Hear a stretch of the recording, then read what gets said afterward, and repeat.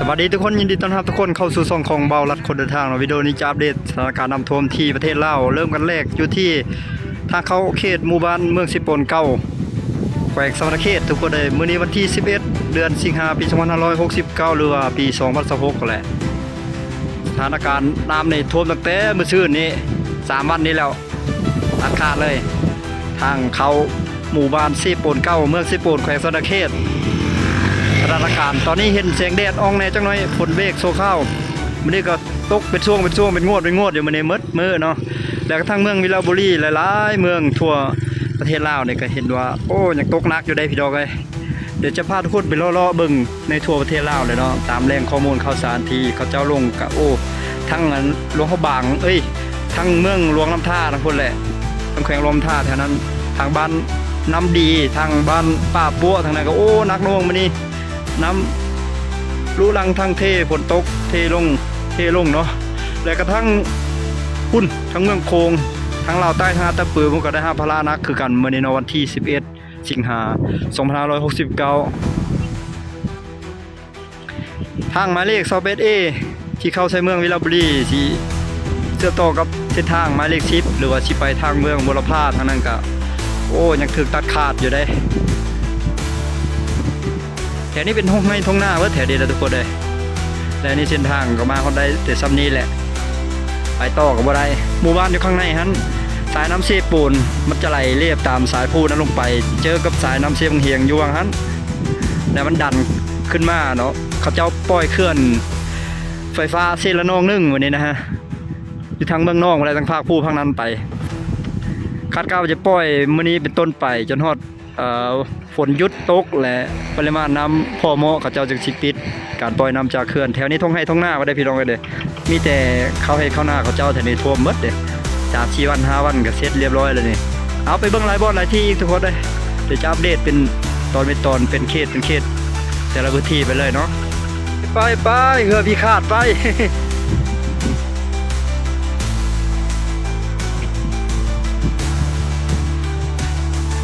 เพื่อบักจองรุ่นเก่าสมัยเก่ามื้อนี้มีบทบาทสูงที่สุดเลย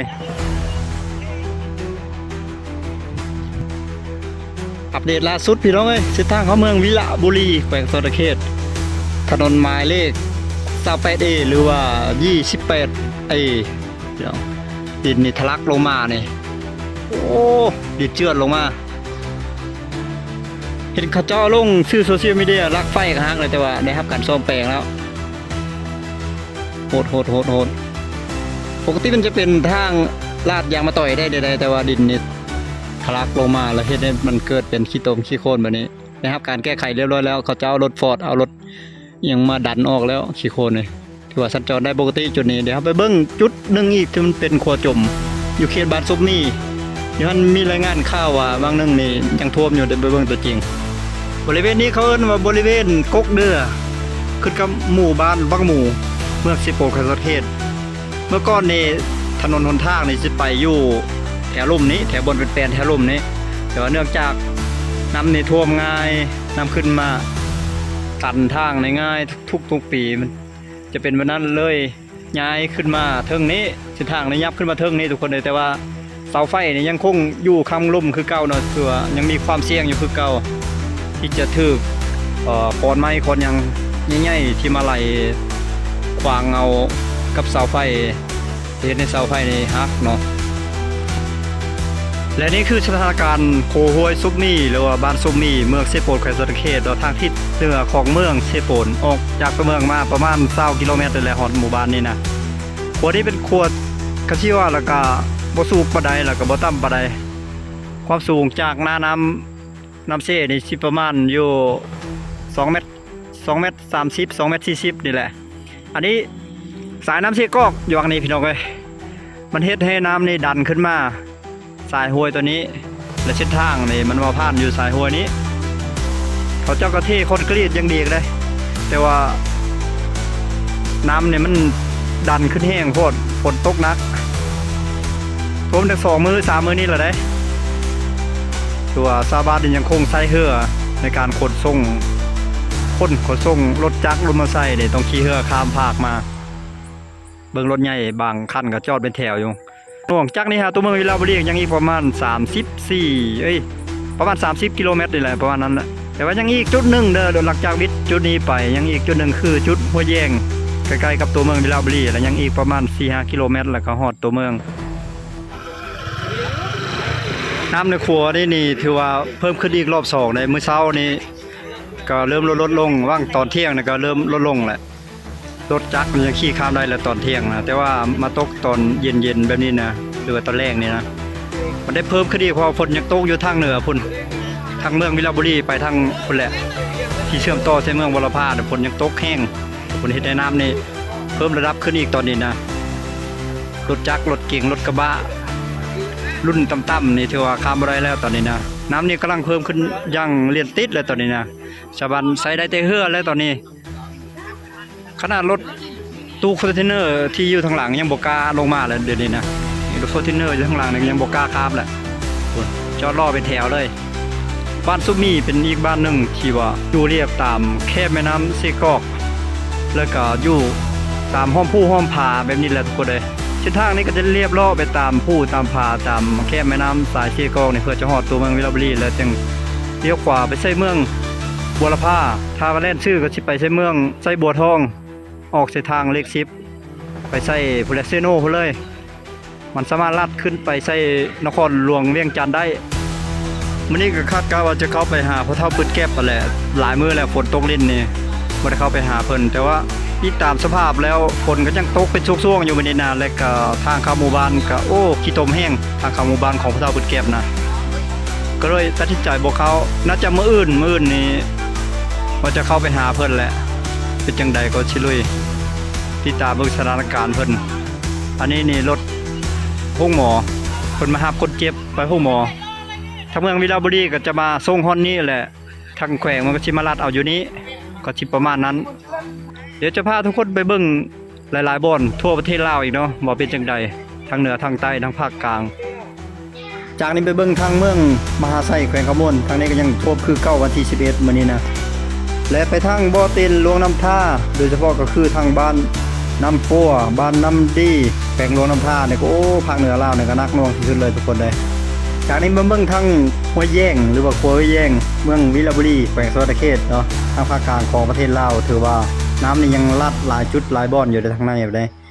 พี่น้องแถวนี้ยังใครแต่เขาเทคอนกรีตแต่ว่าน้ำนี่ก็ท่วมดุตั้งแต่วันที่9พุ่นแหละเริ่มตั้งแต่วันที่9เดือน8ปี2026ฝนเนี่ยตกเลยเนาะพี่น้องเนาะสภาพหัวแยงใกล้กับบริษัทคูนไส้บ้านหนองกระแดงเมืองวิลาบุรีแต่ละปี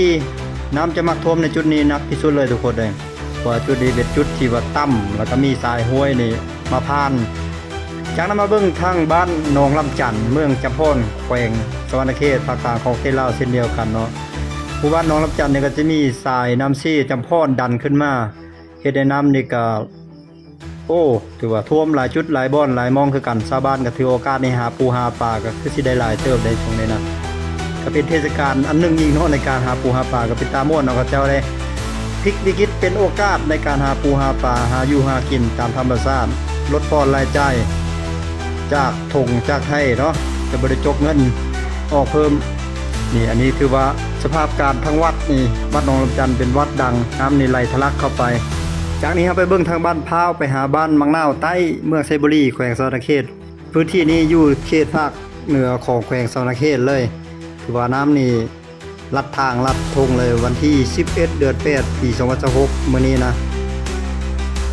จากนี้ครับไปเบิ่งทางแขวงหลวงน้ำท่าทางการน้ำของแขวงหลวงน้ำท่าก็เดินลงไปกวดกาเบิ่งบ้านน้ำดีบ้านนาปัวบ้านปัวแหละของแขวงหลวงน้ำท่าภาคเหนือของสปปลาวก็ถือว่าได้รับผลกระทบ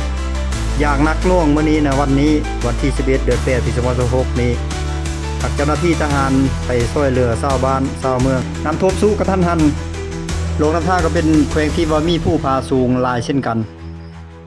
จากนี้มาเบิ่งทางเมืองผู้วงแขวงอัตตปือลาวใต้ทุกคนเลยทางนี้ก็นักหน่วงคือกันเนาะเพราะว่าฝนตกลงมาที่ทางภาคเหนือน้ำก็ไหลลงมาที่ทางภาคเหนือแล้วก็ไปโฮมที่ภาคใต้แต่ทางภาคใต้เขาเจ้าก็มีญาติน้ำฝนปริมาณที่หลายแล้วก็ตกหนักเด่นติดเลยมื้อนี้ก็คือว่ามีการอัปเดตมาว่าจะมีน้ำท่วมแบบนี้แหละทุกคนเลยสถานการณ์บ้านซ่องของชาวบ้านก็น้ำท่วมเนาะ จากนี้ทางนครพนมกับนักน่วงสิเดียวกันเนาะโดยเฉพาะคือเมื่อวานนี้จากนี้ก็ไปเบิ่งที่บ้านท่าคอเมืองเซบังไฟแขวงขมวน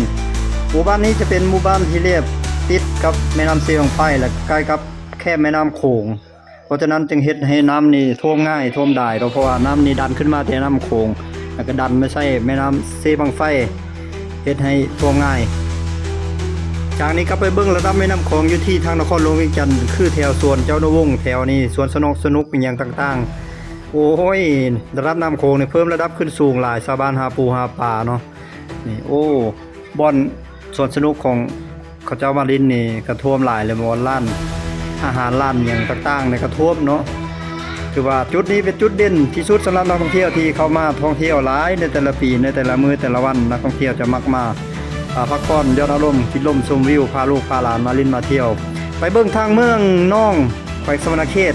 อันนี้เมืองนี้เป็นเมืองเขตผู้ดอยโดยเฉพาะเลยทุกคนในสถานการณ์ทางเข้าเมืองนี่ถือว่าโอ้เขาสิว่าละตัดขาดเลยตอนนี้นะทุกคนเลยน้ำในเซาะได้กัดได้กินเอาระบบการวางท่อยังเจือนสะสายเลยทุกคน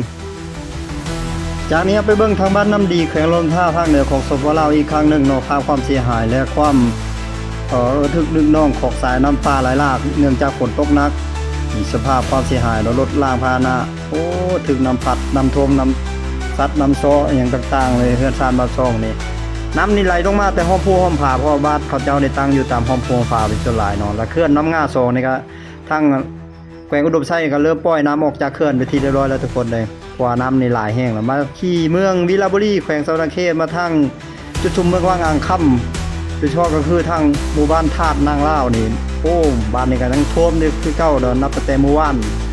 เริ่มท่วมแล้ววันนี้ก็ยังคงท่วมอยู่มีภาพพระสงฆ์สามเณรอย่างต่างๆก็เก็บปูเครื่องของที่ถูกน้ำพัดไหลไปใช้สายยังจีวรบ่ยังดึงมัดแล้วก็ดึงกลับคืนมา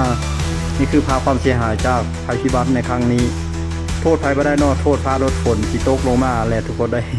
มันตกลงมาหลายโพดเฮ็ดบุญหลายโพดปีนี้ฝนเลยตกตามคำขอไปที่เมืองโขงอันนี้ทั้งดอนโขงพุ่นแหละทุกคนได้ถือว่าสภาพฝนนี่ก็ตกแห้งได้เซาะเอาตาฟังเรือตะลิ่งแค่หมู่บ้านชาวบ้านในตั้งบ้านเฮือนตามแค่แม่น้ำก็เลยมีความเสี่ยงแบบนี้แหละทุกคนในทางการทางเจ้าหน้าที่ทางเมืองทางแขวงเขาเจ้าก็ได้ลงมาติดตามสภาพน้ำจากนี้ครับไปเบิ่งทางสภาพการเมืองส้นนะบุรีแขวงสะระเข้เนาะเมืองนี้เป็นเมืองทางทิศใต้ก็ว่าแม่นของแขวงสะระเข้เนาะถือว่าได้รับผลกระทบหนักหน่วงเช่นเดียวกันมีรายงานเข้ามาว่าท่วมสระท่วมทรายท่วมให้ท่วมหน้าท่วมทางเข้าหมู่บ้านของเขาเจ้าเด้ถือว่าเห็นขี้เหือกขี้แพร่คือดังที่เห็นในภาพเลยทุกคนเลยเมืองส้นนะบุรีก็เป็นเมืองหนึ่งที่ว่า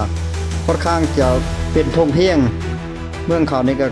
จะมีแม่น้ำหลายสายคือกันเนาะโดยเฉพาะก็คือสายน้ำซีซังซอยก็อยู่ไกลแถวนั้นแหละมันจะมักหนุนขึ้นมาอันนี้สภาพครัวทางแก้งกอกแล้วนี่นะทุกคนเลยว่าวันที่11เดือน8 2016อัปเดตล่าสุดเนาะมื้อนี้นะจุพื้นครัวเลย